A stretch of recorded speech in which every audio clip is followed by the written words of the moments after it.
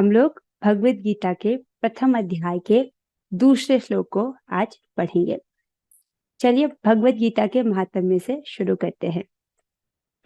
गीता सुगीता कर्तव्या किमन्ये शास्त्र विस्तरै या स्वयं पद्मनाभस्य मुख पद्माद्विनिश्रिता। चूंकि भगवत गीता भगवान के मुख से निकली है, अतएव किसी को अन्य वैदिक साहित्य पढ़ने की आवश्यकता नहीं रहती। उसे केवल भगवत गीता का ही ध्यान पूर्वक तथा मनोयोग से श्रवण तथा पठन करना चाहिए। केवल एक पुस्तक भगवत गीता ही पर्याप्त है, क्योंकि यह समस्त वैदिक ग्रंथों का सार है और इसका प्रवचन भगवान ने किया है। गीता गंगोदकम पीत्वा पुनर्जन्म न विद्यते।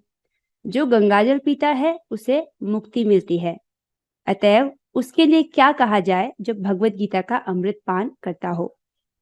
भगवत गीता महाभारत का अमृत है और इसे भगवान कृष्ण मूल विष्णु ने स्वयं सुनाया है। जो भगवत गीता का अमृत पान करता है उसका पुनर्जन्म नहीं होता। सर्वोपनिषदो गावो दुग्धा गोपाल नंदनः पार्थो वत्स सुधीर भोक्ता दुग्धम गीतामृतम महत्। एक गीतोपनिषद भगवत गीता जो समस्त वैदिक उपनिषदों का सार है, गाय के तुल्य है और ग्वाल बाल के रूप में विख्यात भगवान श्री कृष्ण इस गाय को दुह रहे हैं। अर्जुन बछड़े के समान है और सारे विद्वान तथा शुद्ध भक्त भगवत गीता के अमृतमय दूध का पान करने वाले हैं। बहुत सुंदर। सारे जो उपनिषद हैं वो सारे वेदों का सार है, जिसको गाय से कंपेयर किया गया है। और ये गाय का जो दूध है उसको दुहने वाले कौन है? सो गाय को दुहने वाले हैं भगवान श्री कृष्ण, और अर्जुन को बोला है कि वो बछड़े के समान है। तो ये जो गीता का अमृत है उसको गाय के दूध से कंपेयर किया गया है। और जो विद्वान तथा शुद्ध भक्त हैं वो भगवत गीता के अमृतमय दूध का पान करने वाले हैं। कॉन्ग्रेचुलेशंस, आप भी उसी अमृतमय दूध का पान कर रहे हैं। आज हम पढ़ रहे हैं अध्याय 1 कुरुक्षेत्र के युद्ध स्थल में सैन्य निरीक्षण का दूसरा श्लोक। मेरे पीछे बोलेगा। संजय उवाच संजय उवाच दृष्ट्वा तु पाण्डवानीकम् दृष्ट्वा तु पाण्डवानीकम् व्यूढं दुर्योधनस्तदा व्यूढं दुर्योधनस्तदा आचार्यम् उपसंगम्य उपसंगम्य राजा वचनम् अब्रवीत्। राजा वचनम् अब्रवीत्। एक बार फिर से करेंगे। दृष्ट्वा तु पाण्डवानीकम्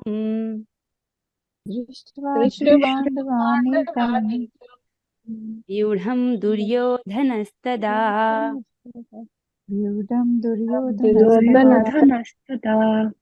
आचार्यम् उपसंगम्य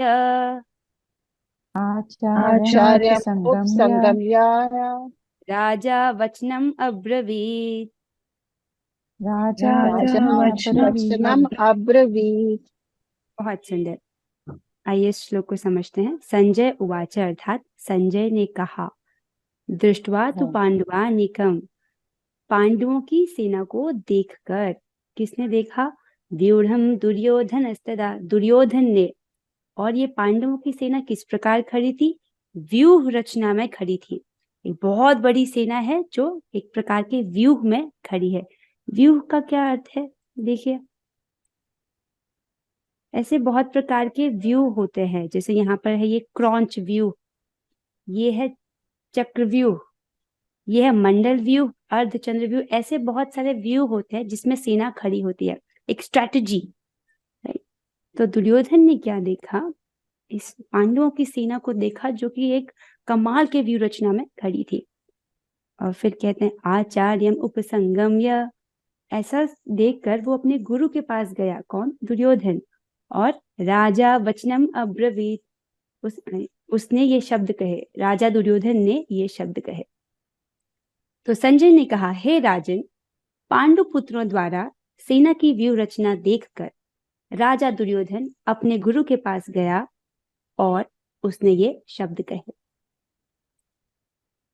ठीक है, सो एक बहुत बड़ी विशाल सेना है और उसको देखकर दुर्योधन जो है वो भयभीत हो गया है, इसीलिए वो आचार्य के पास जाता है। एक और बात यहाँ पर समझने की बात है कि इस वक्त जब ये युद्ध होने जा रहा है, उस वक्त राजा कौन था? दुर्योधन राजा नहीं था, उस वक्त राजा थे धृतराष्ट्र, राइट। तो राजा धृतराष्ट्र हैं, तो फिर संजय क्यों दुर्योधन को राजा कहकर संबोधित कर रहे हैं? ये बताया जा रहा है टीका में, आचार्य जी बोलते हैं कि दुर्योधन पॉलिटिक्स में, राजनीति में बहुत निपुण था, राजनीति में बहुत तेज था, इसीलिए उसको राजा कहा गया है। अब इस श्लोक में हमें कैसे पता चला कि वो पॉलिटिक्स में तेज है ना? तो जब दुर्योधन ने पांडवों की सेना को देखा, राइट, तो वो भयभीत हो गया, डर गया उनकी इतनी बड़ी सेना को देख करके। अब वो सिर्फ लोग ही नहीं है, सिर्फ सैनिक ही नहीं है, उसमें बड़े बड़े बड़े महारथी हैं, जिसका आगे के श्लोकों में वर्णन आएगा।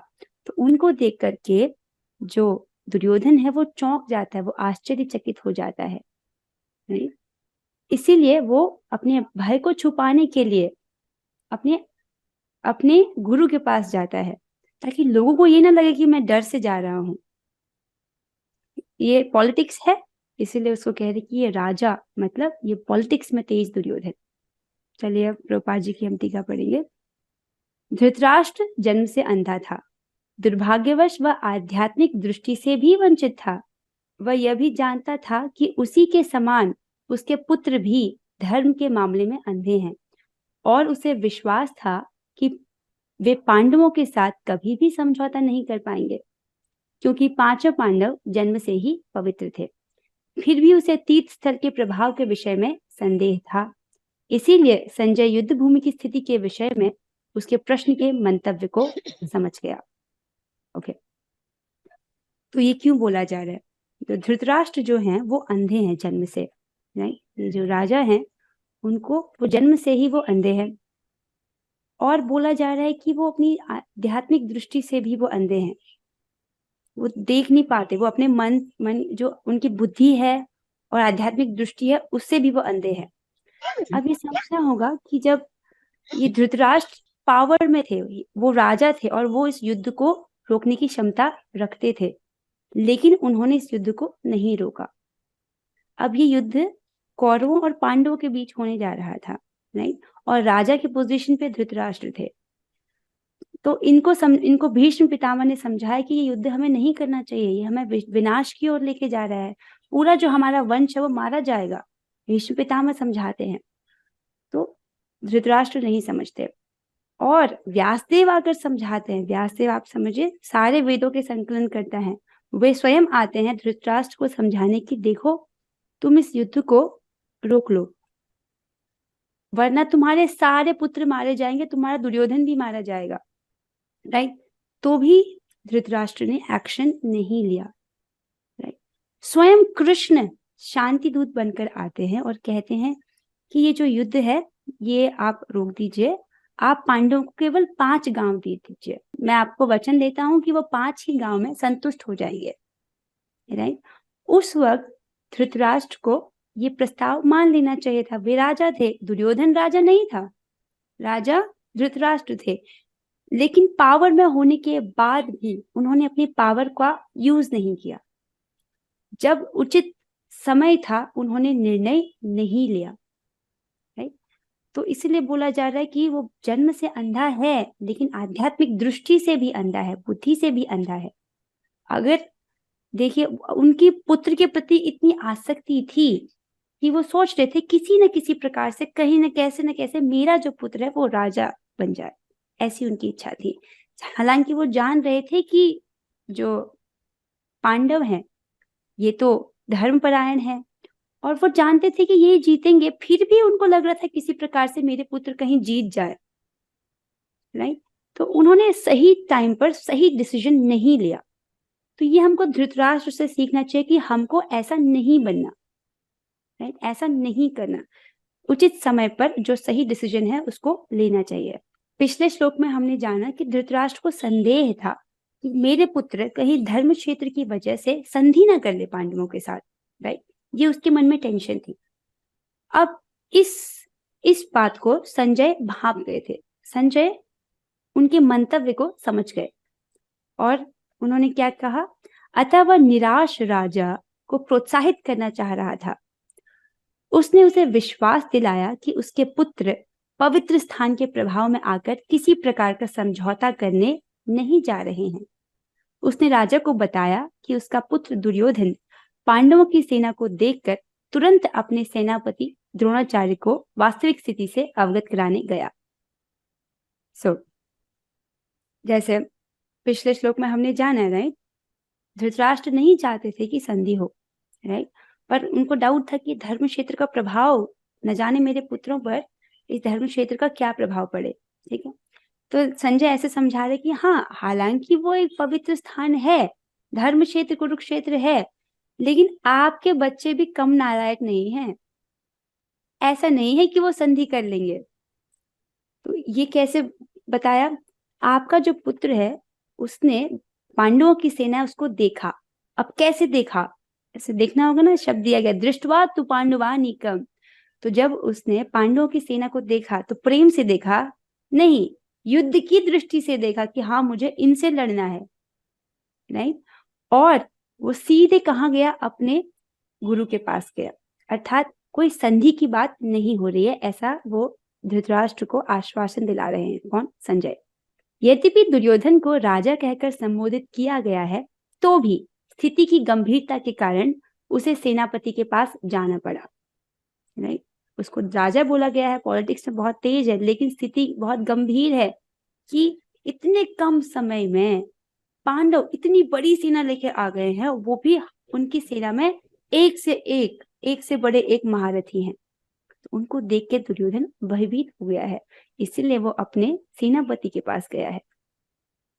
अतएव दुर्योधन राजनीतिज्ञ बनने के लिए सर्वथा उपयुक्त था, किंतु जब उसने पांडवों की व्यूह रचना देखी तो उसका यह कूटनीतिक व्यवहार उसके भय को छिपा न पाया, राइट? जब उसने पांडवों की इतनी बड़ी सेना देखी तो जो उसका भय था, राइट, वो छिपा नहीं पाया। उसको आचार्य और जो भीष्म पितामह वो सब भांप लेते हैं। अब यहाँ से हमको एक बहुत बड़ी शिक्षा मिलती है। क्या शिक्षा मिलती है? कि किसी भी प्रकार की भौतिक व्यवस्था, कैसा भी प्रकार का मटेरियल अरेंजमेंट हमारे भय की निवृत्ति नहीं कर सकता, हमारे डर का सॉल्यूशन नहीं है, हमको हमारे डर से मुक्ति नहीं दिला सकता किसी भी प्रकार का भौतिक अरेंजमेंट। कैसे? यहाँ पर देखिए, दुर्योधन की सेना जो है वो अर्जुन की सेना से बहुत बड़ी है। अब महाभारत के युद्ध में 18 अक्षौणी सेना भाग लेते हैं, जिसमें 11 अक्षौणी सेना दुर्योधन की तरफ है और 7 अक्षौणी सेना अर्जुन की तरफ है। तो अगर हम मिलिट्री के पर्सपेक्टिव से देखें तो 11:7 का रेशियो है। 11 अक्षौणी सेना दुर्योधन की तरफ और 7 अक्षौणी सेना अर्जुन की तरफ। लेकिन कहीं पर भी ये मेंशन नहीं आया है कि अर्जुन भयभीत हो गए हों, कहीं भी ऐसा नहीं लिखा है। लेकिन हमको इसी श्लोक से रिफ्लेक्ट हो रहा है कि दुर्योधन भयभीत हो गया है, जबकि उसके पास एक बड़ा सैन्य बल है, राइट? तो किसी भी प्रकार का भौतिक अरेंजमेंट हमें हमारे डर से मुक्ति नहीं दिला सकता, हमारे डर से की निवृत्ति नहीं कर सकता है। अर्जुन निर्भय है क्योंकि वो कृष्ण की शरण में है, राइट? हाँ, हालांकि धर्म के विषय में वो प्रश्न जरूर पूछते हैं, वो धर्म के विषय में डाउटफुल होते हैं कि ये युद्ध में क्यों लड़ रहा हूँ, क्या मुझे लड़ना चाहिए, क्या मैं ठीक कर रहा हूँ, वो धर्म के विषय में प्रश्न पूछते हैं, राइट? लेकिन कहीं भी मेंशन नहीं आया कि अर्जुन भयभीत हुए हों। अब आप पूछ सकते हैं कि एक अक्षौणी सेना कितनी होती है? Just to give you an idea, जैसे 11 अक्षौणी दुर्योधन की तरफ है, 7 अक्षौणी सेना अर्जुन की तरफ है, तो एक अक्षौणी सेना कितनी बड़ी होती है? एक अक्षौणी सेना में 21,870 रथ होते हैं। अब ये समझना पड़ेगा कि रथ है तो रथी भी है, उस रथ में एक रथी बैठा हुआ है, और 21,870 हाथी होते हैं। तो हाथी हैं तो हाथी को चलाने वाले लोग भी हैं ऊपर से, जो युद्ध कर रहे हैं। और 1,09,350 पैदल सैनिक होते हैं, राइट, और 65,610 घुड़सवार घोड़े होते हैं। कुल मिलाकर 2,18,700 इसमें सैनिक होते हैं। तो ये है एक अक्षौणी सेना। So this is multiplied by 11 would be Duryodhan की सेना, और इसी को हम 7 से गुणा कर देंगे, पूरी 7 से गुणा कर दीजिए तो वो अर्जुन की सेना हो गई। ठीक है, अब वो लोग अलग हैं जो शिविर का ध्यान रख रहे हैं, खाने का ध्यान रख रहे हैं, ये जो हथियार वगैरह इनका ध्यान रख रहे हैं, वो लोग अलग हैं। ठीक है, तो ये लोग जो युद्ध के मैदान में इस वक्त उपस्थित हैं। तो बड़ी सेना है हालांकि दुर्योधन की, फिर भी वो भयभीत है। क्यों? क्योंकि उसने भगवान का आश्रय नहीं लिया है। तो जब तक हम भगवान का आश्रय नहीं लेते हैं, हमारे भय की निवृत्ति नहीं होती, चाहे हम कितनी भी परफेक्ट भौतिक अरेंजमेंट में क्यों न हो। कोई भी पॉलिटिकल लीडर अपने आप को जेड ग्रेड की सिक्योरिटी से प्रोटेक्ट कर सकता है, ठीक है, लेकिन क्या वो ये कह सकता है कि वो सच में 100% प्रोटेक्टेड है, उसको कोई प्रॉब्लम नहीं होगी, उसको मृत्यु वहां पर नहीं आ सकती है? नहीं। तो किसी भी प्रकार का भौतिक अरेंजमेंट हमको हमारे डर से निवृत्ति नहीं कर सकता है। एक और बात मैं शेयर करना चाहूंगी कि जो दुर्योधन है, जब वो अपने अंतिम सांसें ले रहा होता है, तब वो अपने मित्र अश्वत्थामा से कहता है कि मैंने अपने पूरे जीवन में बहुत भोग किया, जिस भी प्रकार का सुख वो उपलब्ध था एक राजा को, मैंने वो सारा सुख उपभोग किया, हर प्रकार का भोजन खाया, विभिन्न प्रकार की स्त्रियों के साथ संभोग किया, हर प्रकार से मैंने एक पूरा भोगपूर्ण जीवन जिया, राइट। लेकिन फिर भी मैंने अपने पूरे जीवन में ईर्ष्या महसूस की पांडवों के प्रति, और मैं अपने जीवन से संतुष्ट नहीं हूं। एक दुर्योधन एक राजा था, राइट, उसने हर प्रकार का जो भोग अवेलेबल है इस दुनिया में, वो सब उसने प्राप्त किया, लेकिन उसने किस कंक्लूजन पर आया कि ये सब कुछ प्राप्त करके भी मैं संतुष्ट नहीं हूं अपने जीवन से, और मैंने अपना पूरा जीवन फुल ऑफ जेलसी जिया, ईर्ष्या भरा जीवन जिया। ठीक है, अब यही देखिए पांडवों का जीवन। अब पांडवों के जीवन में कितना संघर्ष था, बचपन से लेकर के उन्होंने बहुत संघर्ष झेला। जैसे जब वो छोटे थे उनके पिता की मृत्यु हो गई, राइट, बहुत छोटी आयु में कुंती महारानी जी जो थी वो विधवा हो गई थी, उन्हें अपने बच्चों का ध्यान रखना पड़ा, 5 उनके पुत्र थे। और उस वक्त पर वो लोग राजमहल में आए, और राजमहल में ये जो कौरव हैं, इन्होंने पांडवों को मारने के एक के बाद एक अलग अलग षड्यंत्र रचे, प्लानिंग की इनको मारने की, यहाँ तक कि भीम को जहर दिया, अलग अलग प्रकार से इनसे इनको मारने के प्रयास किए गए। और एक बार तो लाक्षागृह बनाया गया, एक ऐसा महल बनाया गया जो मोम से बना है, मोमबत्ती जिसे बनती है, ऐसा घर। और पांडवों को बोला गया कि आप वहां पर रहिए, हमने आपके लिए एक खास महल बनाया है, और वहां पर उनको जिंदा जलाने का प्रयास किया गया। किसी प्रकार भगवान की ऐसी व्यवस्था हुई कि पांडवों को वहां से बचा लिया गया, राइट। अब सोचिए किसी माँ को जब ये पता चले कि कोई मेरे पुत्रों को मारना चाहता है जान से, तो कुंती महारानी को कैसा लगा होगा उस वक्त कि मेरे पुत्रों को जान से मारने की कोशिश की गई है। तो उन्होंने कहा ठीक है, हमको नहीं चाहिए राज्य महल, ये राज्य कुछ नहीं चाहिए हमको, मुझे मेरे पुत्र चाहिए।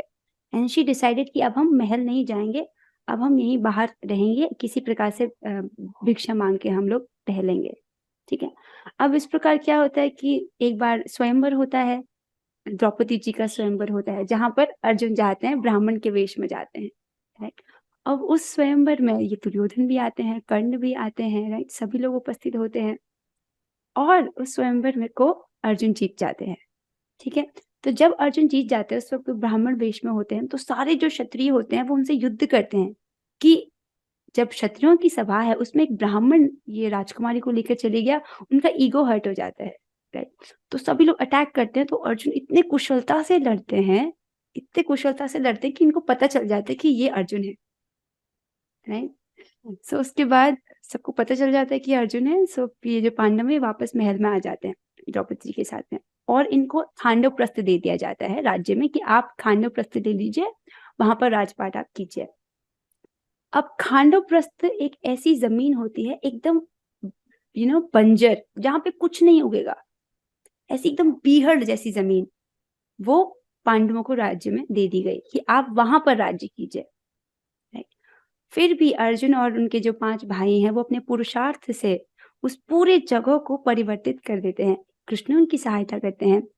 पूरा वो जो उस बीहड़ जंगल को वो एक बहुत खूबसूरत राज्य में परिवर्तित कर देते हैं, इंद्रप्रस्थ। और वहां पर वो सुख से राज्य करते हैं और इतना खूबसूरत वो वहां पर महल का निर्माण करते हैं। और उसके बाद वो निमंत्रण देते हैं सभी राजाओं को अपने महल में, और दुर्योधन भी वहां पर जाता है, राइट। तो अब दुर्योधन जब वो इंद्रप्रस्थ को देखता है, इतना सुंदर महल है और इंद्रप्रस्थ का वैभव देखता है, तो वो फिर जेलस हो जाता है, राइट, कि अरे इतना इतना खूबसूरत राज्य, तो सोचता है ये तो मेरे पास होना चाहिए, राइट। उसके बाद वो ये द्यूत की प्लानिंग करता है, द्यूत अर्थात जुआ खेलने की प्लानिंग करता है, क्योंकि उसे पता है वैसे तो मैं जीत ही नहीं पाऊंगा पांडवों से ये। अगर अर्जुन अपने गांडीव धनुष के साथ उपस्थित है तो कोई उनको नहीं हरा सकता। इवन जब देवताओं को भी सहायता की जरूरत पड़ी थी तो उन्होंने अर्जुन को बोला, आप समझ सकते हैं देवता लोग जो स्वर्ग में रहते हैं उनको धरती के किसी योद्धा की जरूरत पड़ रही है, अर्जुन उन लोगों की सहायता करने के लिए वहां गए थे। तो जब अर्जुन अपने गांडीव के साथ हैं तो कोई उनको नहीं हरा सकता। इसीलिए दुर्योधन ने छल का प्रयोग किया कि मैं वैसे तो नहीं जीत पाऊंगा, मैं किसी और तरीके से इस राज्य को हड़पने के सोचता हूँ। तो उसने अपने मामा से पूछा कि क्या करना चाहिए। उसका मामा शकुनी मामा, तो वो बहुत ही कुटिल बुद्धि वाला था और छल छल करने वाला व्यक्ति था। तो जो शकुनी है वो कहता है कि ठीक है, तुम चिंता मत करो भांजे, तुम किसी प्रकार से इनको द्यूत के लिए इनवाइट करो, जुआ खेलने के लिए इनवाइट करो, उसके बाद मैं तुमको ये राजपाट दिलाता हूँ। क्षत्रिय 2 चीज से मना नहीं कर सकते थे। अगर आपने उनको युद्ध के लिए ललकारा तो वो मना नहीं कर सकते। वो मतलब वो उसको शौर्य समझते हैं कि हाँ मतलब हमको युद्ध के लिए ललकारा गया तो हम लड़ेंगे, अब जान चली जाए लेकिन हम पीछे नहीं हटेंगे, that is their shaurya. Secondly ये उस वक्त का नियम था कि कोई आपको द्यूत के लिए ललकारे तो भी आप पीछे नहीं हट सकते हो। तो जब युधिष्ठिर महाराज को ऐसा निमंत्रण दिया गया तो वो भी द्यूत सभा में गए और वहां पर वो हार जाते हैं क्योंकि ये शकुनी थे, उसके पास जादुई पार्षद थे, वो जीत जाता है। इस प्रकार से 12 साल तक वो वनवास जाते हैं। सोचिए अभी तक वो राजा थे, उन्होंने इतनी मेहनत से अपना राज्य बनाया था, इतना पुरुषार्थ करके उस बीहड़ जमीन को एक खूबसूरत राज्य में कन्वर्ट किया था, और फिर से एक और दुख आ गया। क्या वो 12 साल तक उनको जंगल में जाना पड़ा और उनको 1 साल अज्ञातवास में भी भेजा जाता है। अर्थात 1 साल तक आप ऐसे रहोगे अपनी आइडेंटिटी को छुपा करके। अगर हमने आपको पकड़ लिया तो आपको फिर से 12 साल वनवास और 1 साल अज्ञातवास में जाना पड़ेगा। आप समझ लो कैसी विशेष शर्त रखी गई थी ये, कितना धूर्त विचार है दुर्योधन का कि इनको कभी वापस आए ही ना ये राज्य में, राइट। इस प्रकार की शर्त रखी गई, 12 साल तक आप जाओ जंगल में और 1 साल का अज्ञातवास, और अज्ञातवास में हम आपको ढूंढेंगे, अगर आप मिल गए तो फिर से आप 12 साल के लिए जंगल जाओगे, फिर 1 साल का अज्ञातवास। सो इस प्रकार की शर्त को उन्होंने माना और वो गए और 13 साल जंगल में रहे। जंगल में आप सोचिए अगर आपको अभी घर छोड़ के जंगल जाना पड़े, द्रौपदी के पॉइंट ऑफ व्यू से सोचिए, वो तो रानी है, एक रानी जो राजमहल में रहती है जिनकी हजारों दासियां हैं, suddenly she is going to jungle.